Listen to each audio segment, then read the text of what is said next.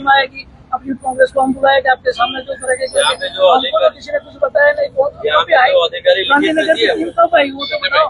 भाई मेरी बात सुनो, कल आपके जो साइट इंजीनियर थे उनको 3-4 बार पूछा गया था कि ये चीज पॉसिबल है, कोर कटिंग वाली पॉसिबल है, तो इन्होंने मीडिया के अंदर इंटरव्यू दिया है आपके साइट इंजीनियर ने कि 3 हेमर थे और एक कोर कटिंग थे, तो उनको 4 बार सोच समझ कर बोला था उन्होंने। तो वो क्या हिसाब से स्टेटमेंट दिया उन्होंने?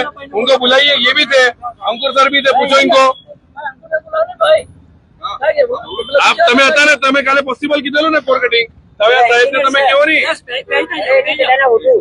પેલા ભાઈ કા ગયો એક કોરની વાત થઈ ગઈ, તમે હવે લેખિત માંગો છો, લેખિતની વાત આપણે ભાઈ મારા ભાઈ લેખિતોની વાત સાંભળો મારી વાત, તમારા ઉપરાધિકારીને પૂછ્યો, આ પછી અમને જવાબ આપો. સાંભળો મારી એ લોકોના આદેશમાં થઈને હું છે ને કરાયેલો કદાચ કઈ બી જવાબદારી થાય તમને એ લોકોને અસર જવાબ ના પડે. તમને સાહેબ તમારા ઉપરાધિકારીને પૂછો. પૂછી લો. સાહેબ મારું તો આપણે એટલું જ કહેવાનું કે તમને તમારા કામ પર વિશ્વાસ નહીં મળે એટલે તમે બરાબર જ છે કે નહીં? તમે इनको पता है कि जिस दिन ये बनाव बना था वही शाम को इन्होंने लिख के दिया था कि हम आप दोनों की हाजिरी में ये करेंगे, तो इन्होंने क्यों इन दोनों को नहीं बुलाया? क्या बोल रहा हूँ, जब कोई एजेंसी आता है टेस्ट करने के लिए वो इनको नहीं बोल पाएंगे कि उनको बुला दो। इनको तो ये तो बोल सकते हैं ना मुंह में से, सुपरविजन में टेस्ट ये हाँ तो ये बोल सकते हैं कि रुको 2 मिनट, जिनके मैंने जो कमिटमेंट किया था वो तो खत्म करना पड़ेगा। બરાબર એક વાર લેવડાવી આપું તેની મને ના નથી બાંહેધરી આપી દેવું.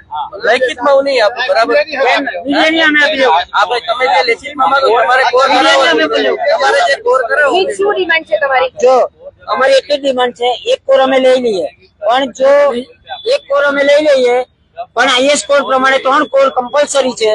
જો એક રિઝલ્ટ આપણે તો એવું જ ઈચ્છતા છે કે રિઝલ્ટ પોઝિટિવ આવે, પણ જો રિઝલ્ટ નેગેટિવ આવ્યું તો સંપૂર્ણ જવાબદારી આ લોકોની રહેશે કે એક કોર આપ્યો તો અમે, અને પછી અમને એમ નહીં કહેવામાં આવે કે ભાઈ 3 કોર લઈને આવો, કે અમે તો 3 કોર ને જ વેલિડ કરશો, એટલે આ એક કોર વેલિડ કરશે એવું આ ભાઈ બોલી, તો અમને એક કોરમાં કોઈ વાંધો નથી. અમે નિવેદન આપી દઈએ કે એક કોર માન્ય રહેશે. એમને પૂછી લેવું કે એમને વાંધો છે કે નથી. કિશનભાઈ જેઓ સાઇટ એન્જિનિયર છે, આપણે એમને પછી કિશનભાઈ શું કેવું છે તમારું આ બાબતે? હું સાઇટ એન્જિનિયર છું, અમે અમારા ઉપરી અધિકારી સાથે વાત કરી, બરાબર 3 કોર લેવા માટે સ્ટ્રક્ચર હાર્મફુલ થઈ જાય, ખ્યાલ આવ્યો? એટલે આ છે ESR છે, સ્ટ્રક્ચર હાર્મફુલ થઈ જાય, તેમ છતાંય અમે સાહેબને રજૂઆત કરી છે, બરાબર છે કે ભાઈ 3 કોર એ જે લેખિત માંગે છે એવું લેખિત તો કોઈ નહીં આપી શકે કે ભાઈ મીડિયાની સામે તો બોલું છું. હા એ ભાઈ જે લેખિત માંગે છે હું 1 કોર કરાવવા માટે રેડી છું, પછી 3 કોર થી પછી ટાંકીને કઈ બી થાય તો પછી કોણ જવાબદાર? નહીં પેલું બોલો નહીં કે એક કોર માં જે રિઝલ્ટ આવશે તે તમને માન્ય રહે. હમણાં એક કોર માં જે રિઝલ્ટ આવશે તે માન્ય રહેશે. હું તમને કઈ રીતે સ્ટેટમેન્ટ આપી શકું?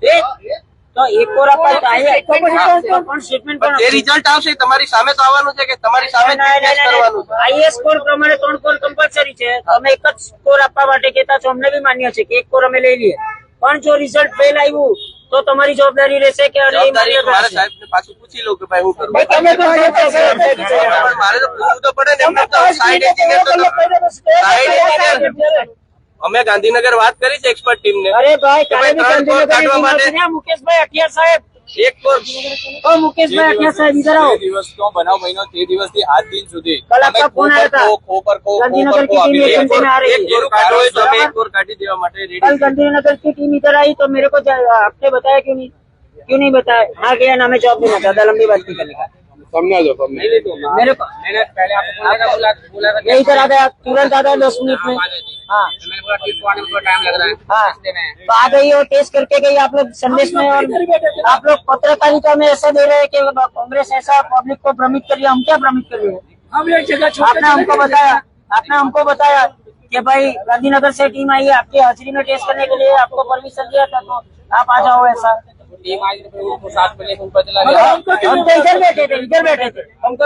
अरे आप मेरे को और आपके साइट इंजीनियर, आपके GUDC के अधिकारी, उन्होंने लिखान के अंदर साइन कर दिया था कि आप फिर तो आपने क्यों नहीं बुलाया? मतलब वो लिखान जो आपने दिया था वो ऐसे ही दे दिया और था. आप लोग मीडिया को क्यों भ्रमित कर रहे हैं कि आप लोग गुमराह कर रहे हो ना? आप लोग गुमराह कर रहे हो. आप लोग गुमराह, लिखान आप दे रहे हो. कल भी आपके 5 मिनट का टाइम अच्छा पौना घंटा हो गया. पौना घंटा दिया.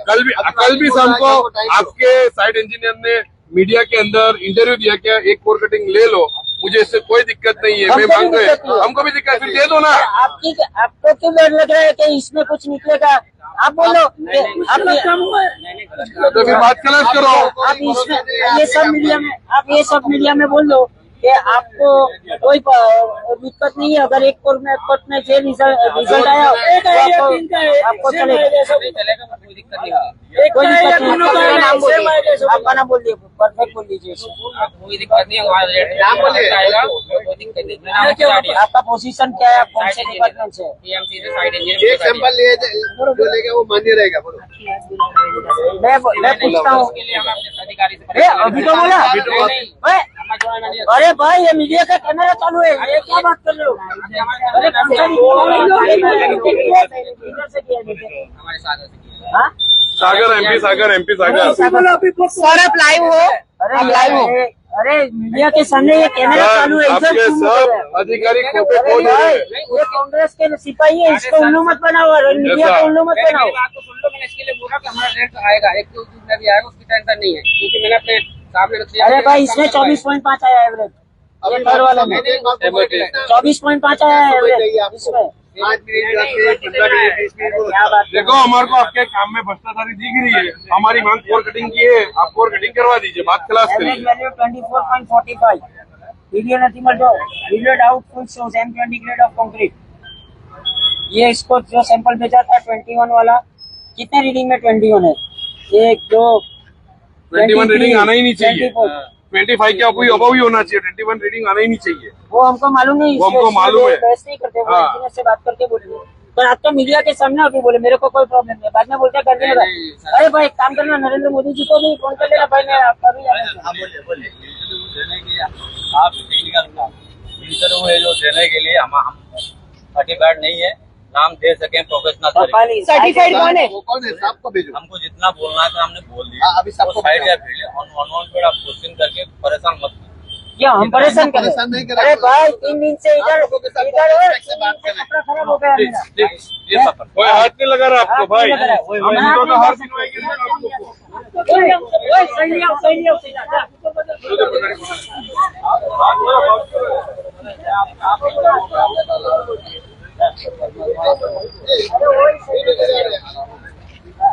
ओए, सही लिया, जा सही लिया। जा सही लियो, जा जा, चंपल भी लिया। ऑफिस में चंपल का हार पहन के निकला है क्या सर, याद रखना, ये भ्रष्टाचारी नहीं चलने देंगे। हाँ तो फिर कर लो ना कोर कटिंग, सर स्टेटमेंट क्यों दे रहे हो? आपके साइड इंजीनियर आपको अरे मीडिया के सामने तुम पलट गए, मीडिया के सामने अभी ये सारे मीडिया में स्टेटमेंट है, सारे मीडिया में मैं आपको कि ये बात- देखिए, मैं आपको ओए, आप बच्चा छिड़क वो बच्चा ओ भाई, वो बच्चा छिड़कता है, कौन हुआ? आज बच्चा छिड़कता है, बच्चा जता है आवाज जो मीडिया बच्चा। भैया तो ओए साहब क्यों करवाना है? साहब को हमें हाथ लगा कर के दिया हम लोग। हमें हाथ थोड़ा लगा है।